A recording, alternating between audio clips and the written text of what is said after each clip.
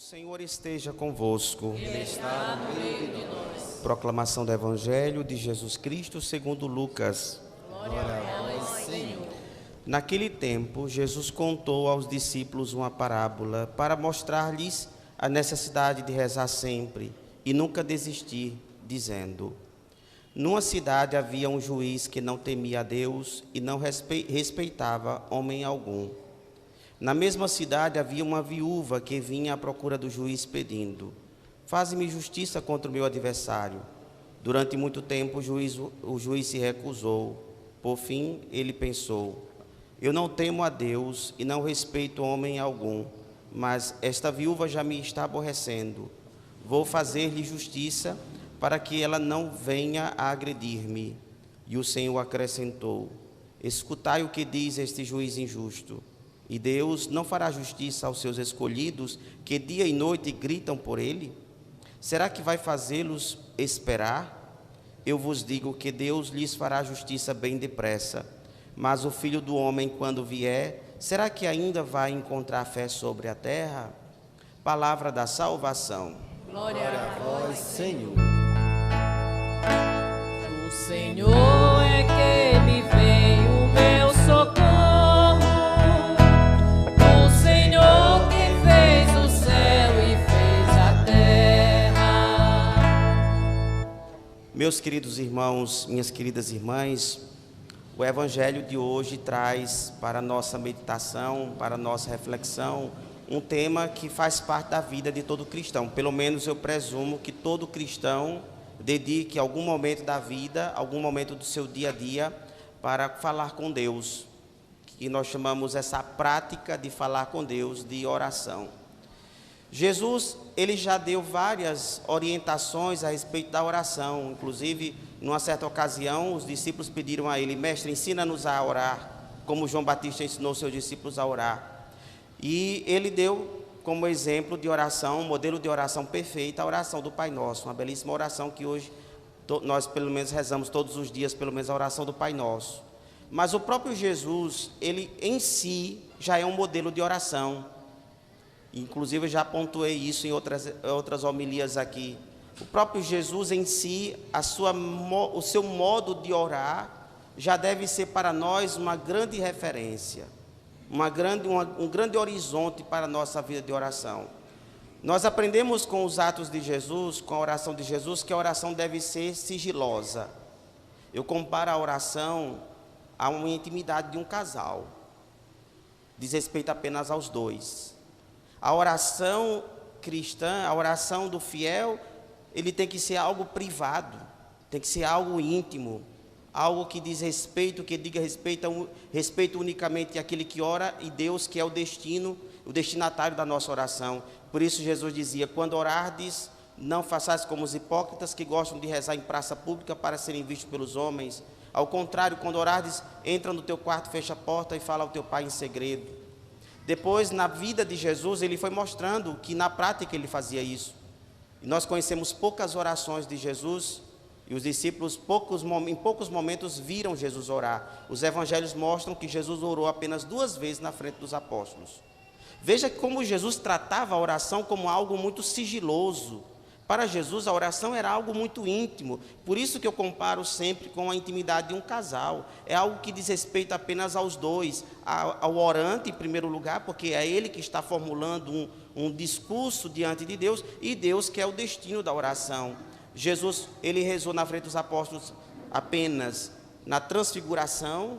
O Evangelho diz que quando Jesus subiu na montanha com 3 apóstolos, Pedro, Tiago e João, e lá, enquanto orava, o rosto dele ficou reluzente.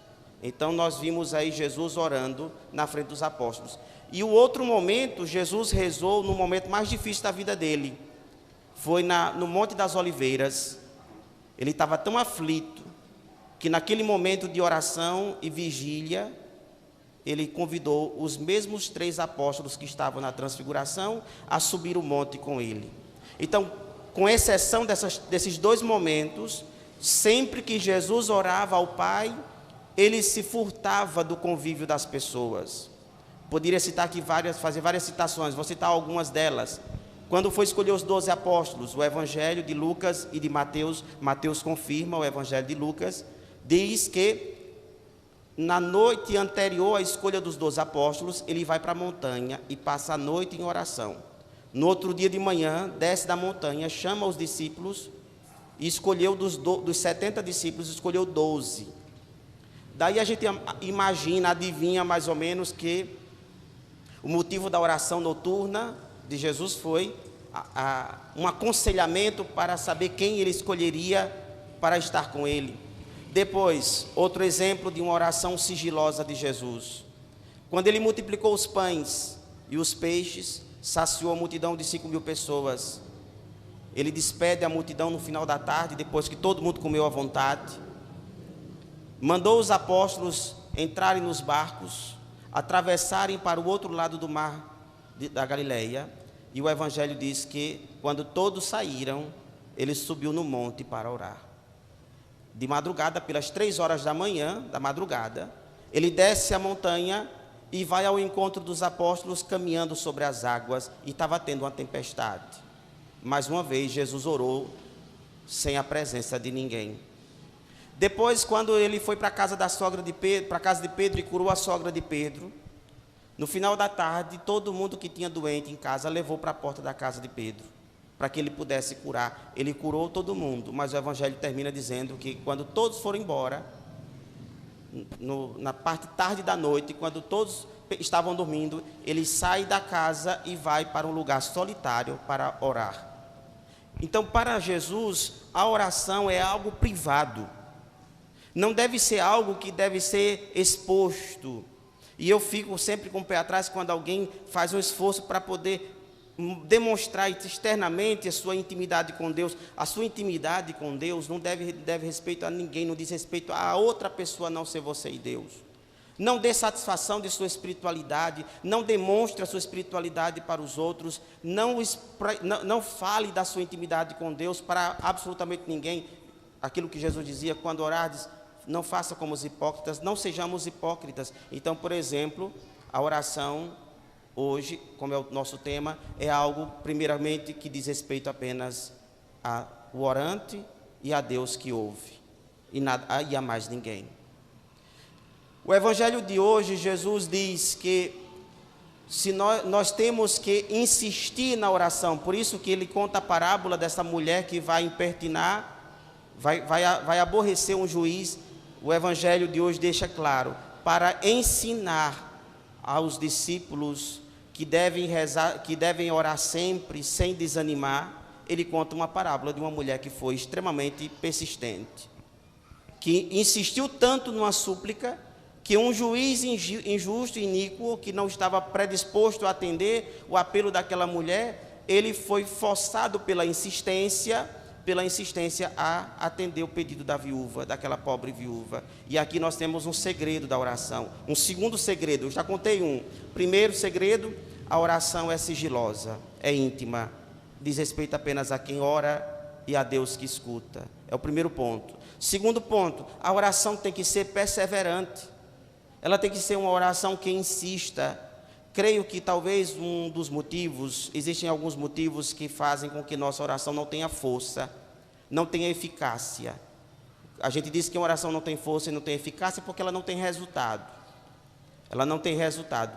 Ou seja, aquilo que nós oramos não alcança o objetivo que nós esperamos. E Paulo, ele nos dá uma orientação muito bonita. Ele diz que existe um motivo para a nossa oração não ser atendida por Deus. Paulo diz que um dos motivos da nossa oração não ser atendida é porque nós não sabemos pedir. Nós não sabemos pedir. Nós pedimos coisas erradas a Deus.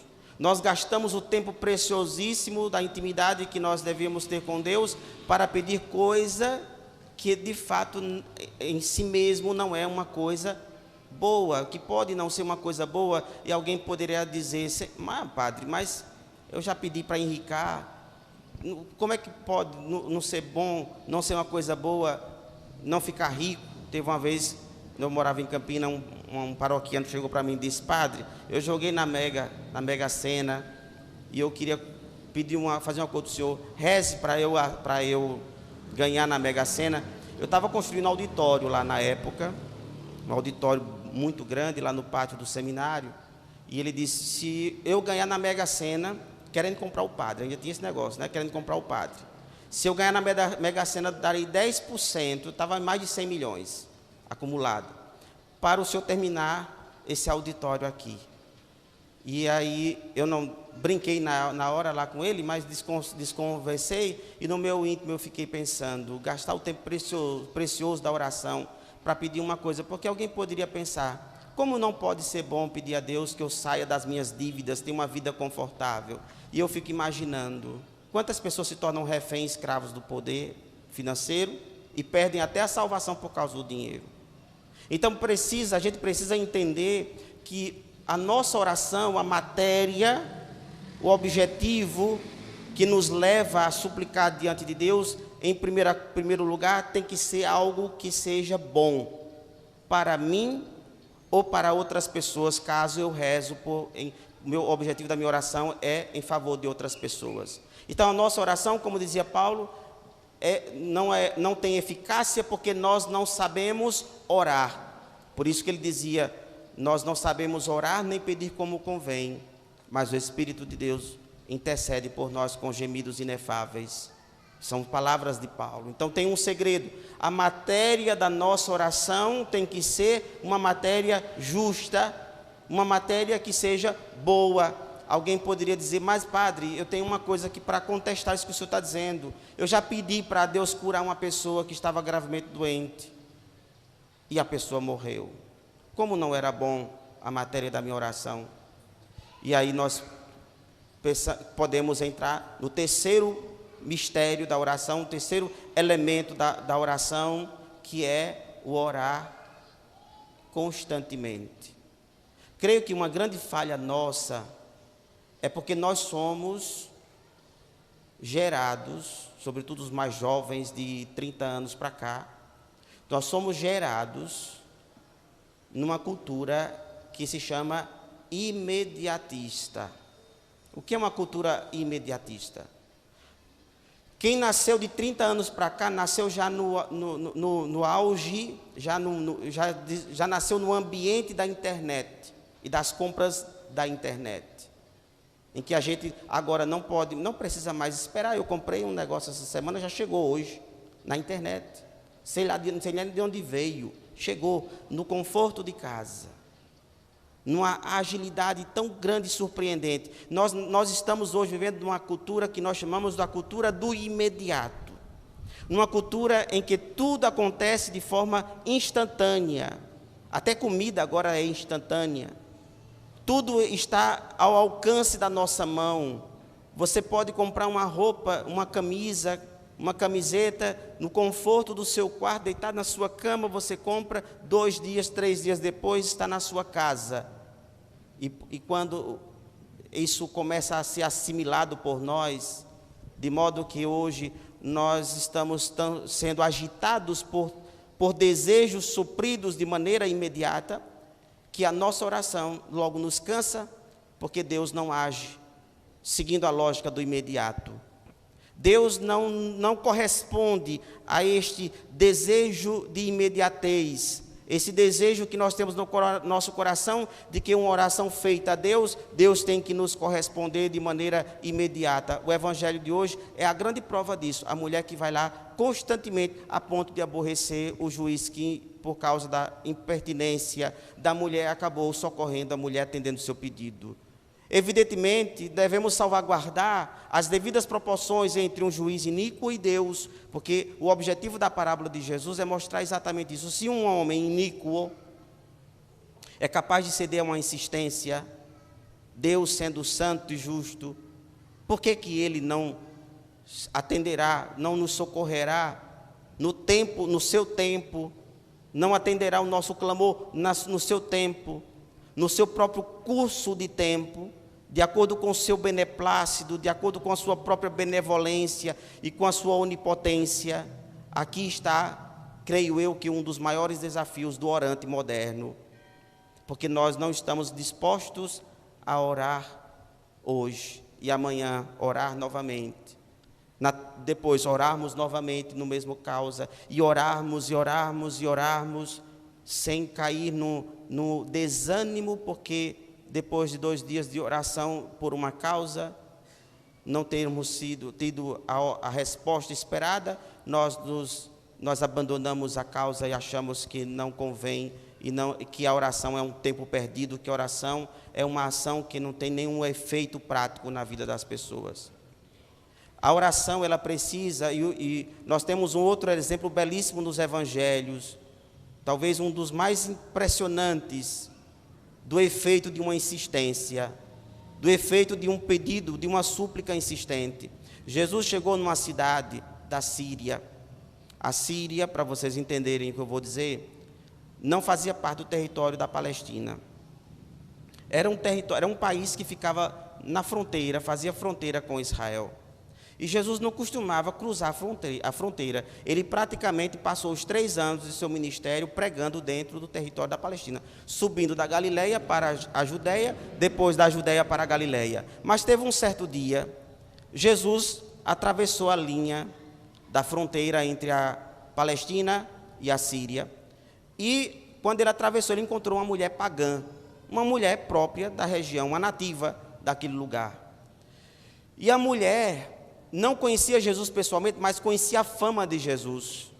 E a mulher gritava desesperada: Jesus, filho de Davi, tem piedade de mim. E o Evangelho diz, é Marcos quem narra esse fato. Marcos diz que, qual foi a resposta de Jesus com o grito da mulher? Silêncio, não respondeu. A mulher insistia: Jesus, filho de Davi, tem piedade de mim. Qual foi a resposta de Jesus? Silêncio. Ela gritava: Jesus, filho de Davi, tem piedade de mim. Qual foi a resposta de Jesus? Nada. E de repente os apóstolos ficaram incomodados com o grito histérico da mulher. Os apóstolos chegaram para Jesus: Senhor, despede essa mulher logo. A gente fica na dúvida se o pedido dos apóstolos era despedir, atenda logo para ver se ela vai logo embora. Ela está aqui aborrecendo com esse grito insistente. Jesus olha para ela, e aí ele pergunta: o que queres que eu te faça? Aí ela diz: minha filha está sofrendo terrivelmente com um espírito impuro. Jesus liberta a mulher, a menina, e a graça foi obtida. Eu gosto sempre de citar este evangelho de Marcos para mostrar o efeito da oração persistente. Porque quando a mulher fez o primeiro clamor e a pessoa escutou e fez de conta que não escutou, a primeira coisa que eu faria era me magoar. Eu creio que muitos de vocês também. Fui ignorado. Rapaz, que homem, que profeta é esse? Eu gritei, ele ouviu e ele fez pouco caso do meu clamor. A mulher, ao contrário, ela se submeteu. Ela insistiu mais uma vez: Jesus, filho de Davi, tem piedade de mim. E ele ainda não respondeu, o que mostrava que a mulher estava resignada na causa. Ela estava determinada a não abandonar a causa. E tem um detalhe que eu esqueci de contar, é que quando Jesus olha para ela, ele ainda diz uma palavra meio dura para ela. Jesus diz: não convém tirar o pão dos filhos e dar aos cachorrinhos. Ele estava fazendo uma parábola. Os filhos são os filhos de Abraão, que estava do outro lado da fronteira, que eram os hebreus, os judeus. Não convém tirar o pão dos filhos, que eram os judeus, e dar aos cachorrinhos, que eram os pagãos. Aí ela surpreendeu mais ainda. Ela disse: certamente, Senhor, mas os cachorrinhos comem ao menos a migalha que cai das mesas dos seus donos. Não tinha como não atender o pedido de uma mulher dessa. Não só pela insistência, mas pela humildade. É uma oração típica de uma pessoa que alcança uma graça de Deus. Humildade, persistência e vontade de obter a graça. A graça, a matéria era boa, o objeto da oração era bom, a libertação. Depois, a insistência e depois a humildade. 3 elementos que deixou Jesus quase sem ter o que fazer, a não ser corresponder ao desejo e ao apelo da mulher. Então, se você, ao longo de sua vida de cristão, acumula um saldo de várias orações não atendidas, se indague o motivo das suas orações não serem ouvidas. Se indague, se questione, se pergunte, onde é que a sua oração está sendo tropeçada? Onde é que a sua oração está caindo no vazio, no vácuo? Em algum ponto a sua oração está sendo aprisionada. E eu aprendi uma coisa ao longo desses anos todos de minha caminhada cristã. Uma vez eu estava no seminário, quando eu trabalhava no seminário, eu gostava sempre, depois do café da manhã, voltava para a capela, ia fazer minha oração pessoal, e uma vez eu estava lá diante do sacrário, sentado na minha cadeira, a Bíblia na mão, fechei os olhos e comecei a pensar na quantidade de oração que eu rezei, que eu fiz, e que Deus não me atendeu. E na hora eu comecei a ficar triste. Eu disse, mas, rapaz, eu comecei a lembrar, contar quantas orações eu já tinha feito ao longo da minha vida. E aí eu comecei a pensar assim, se Deus tivesse me atendido aquele pedido naquela época, como seria hoje a minha vida se aquele pedido lá de trás tivesse sido atendido? E eu comecei a perceber que muitas das minhas orações não me levariam para Deus, não me conduziria para aquele momento que eu estava vivendo. E aí caiu a ficha na minha cabeça, eu disse, eu quero agora agradecer pelo Senhor não ter me atendido boa parte das minhas orações, porque hoje, naquela época eu achava fundamental, mas hoje eu entendo o quanto aquilo teria me feito mal, E aí eu penso, hoje quando eu rezo, eu sempre digo assim, esse é o meu desejo, mas eu coloco na tua mão, se o Senhor julgar que convém, que é justo, que é eficaz, que é eficiente para a minha vida, que o Senhor me socorra, mas nunca me atenda em algo que me faça mal. Eu sempre gosto de dizer isso, o Senhor nunca me atenda, nunca atenda uma oração minha que venha me fazer mal. Uma oração que eu acho, um pedido que eu acho que eu não posso viver sem aquilo, mas que lá na frente poderia me levar para algo danoso, algo que trazia um dano muito grande para a minha vida. Então eu digo, esse aqui é o meu desejo, esse é o meu pedido, está nas tuas mãos, se quiser me atender, me atenda, senão me submeto à sua vontade, porque eu sei que a sua vontade é o melhor para a minha própria vida. A oração é, de fato, tem um poder, tem uma eficiência, tem uma eficácia. No entanto, nós temos que pedir a Deus que Ele, como os discípulos pediram, Senhor, ensina-nos a orar. Ensina-nos a orar. E eu acho que a gente precisa aprender a orar. Um segredo, a oração, se ela for apenas uma oração labial, apenas de repetição de palavras, sem um acompanhamento de uma fé interna, é uma oração também que não tem força. Eu não estou criticando aqui a oração decorada.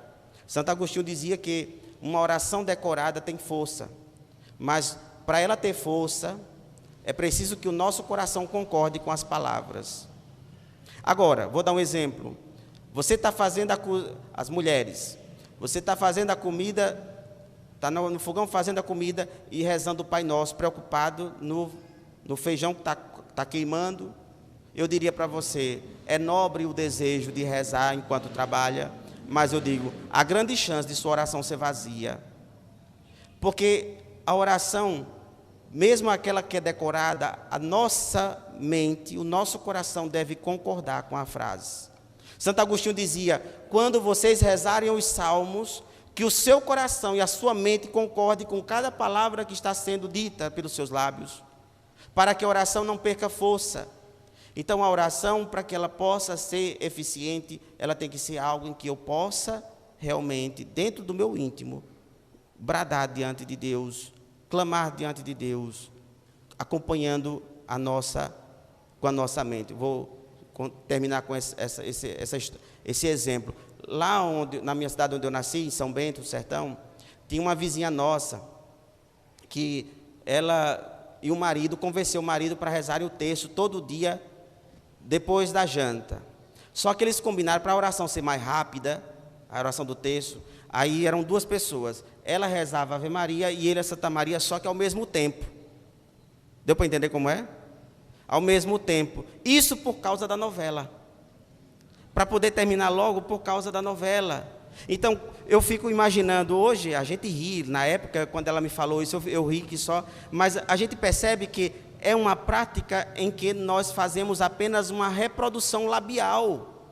Não é uma oração, de fato, em que nós estamos com a mente, quando a gente reza, Ave Maria, cheia de graça, enquanto que nossa mente, nosso coração está, de fato, direcionado para poder acompanhar as palavras pronunciadas pelos lábios, e não fazer de uma maneira meramente por uma regra, porque se eu não rezar o texto hoje, eu tenho que rezar, senão Nossa Senhora vai ficar chateada. Ela ficará chateada certamente, se você relativizar a oração, fazendo de forma mecânica, como se fosse um robô programado para rezar. Um robô que foi programado para poder repetir aquelas palavras. Eu diria para você, é uma perca de tempo, é uma oração que não vai chegar a lugar nenhum.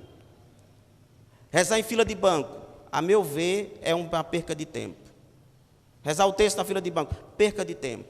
Rezar o texto fazendo a educação física, perca de tempo. A oração é algo em que eu tenho que entrar dentro do meu íntimo, dentro do meu coração, e não somente reproduzir palavras. Mesmo a oração decorada pode ser acompanhada por um sentimento e por um envolvimento do coração. Aqui está o segredo da oração, e eu lanço esse desafio para vocês. Levem para casa hoje esse questionamento. Por que a sua oração não é atendida? E eu sei que você vai encontrar uma resposta. Tem um desses problemas que eu citei aqui ao longo desta minha homilia.